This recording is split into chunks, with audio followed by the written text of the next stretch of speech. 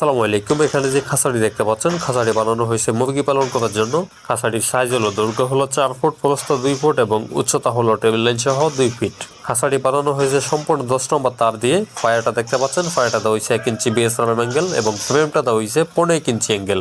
যে দরজাগুলো দেখতে পাচ্ছেন, দরজাগুলো দেওয়া হয়েছে বিল্ডিং দরজা। এটা সিটকিন রেজিস্ট্যান্ট, তালা মেরে রাখা যাবে এবং দরজাগুলোর মধ্যে আরেকটা মিনি দরজা দেওয়া হয়েছে। এটা দিয়ে মূলত মুরগিকে খাবার দিতে পারবে এবং এটাও তালা মেরে রাখা যাবে। দেখতে পাচ্ছেন তালা ঘন্টা লাগানো আছে, এটাও তালা মেরে রাখা যাবে। এবং যখন খাঁচা থেকে মুরগি বের করা অথবা খাঁচার মধ্যে মুরগি রাখার প্রয়োজন হবে, তখন মূলত মেইন দরজাটা খুলে খাঁচার মধ্যে মুরগি রাখতে পারবে। নিচে যে গ্যাপটা দেখতে পাচ্ছেন 2 ইঞ্চি পরিমাণ, এটা মূলত টেপের জন্য করা হয়েছে। এখান দিয়ে ময়লার টেপে ঢুকানো হবে। আর এই খাঁচাগুলো আমাদের কাছে রেডিমেড বানানো থাকে না, আমরা মূলত অর্ডারের মাধ্যমে বানিয়ে দিয়ে থাকি। যেই খাঁচাটি দেখতে পাচ্ছেন, এটা মূলত আরেক ভদ্রলোক অর্ডার দিয়েছিল। উনি যেরকম সাইজ এবং ডিজাইন আমাদেরকে বলছে, ওইভাবে আমরা বানাই দিয়েছি। যারা অর্ডার দিয়ে নিজের মন মতো করে যে কোনো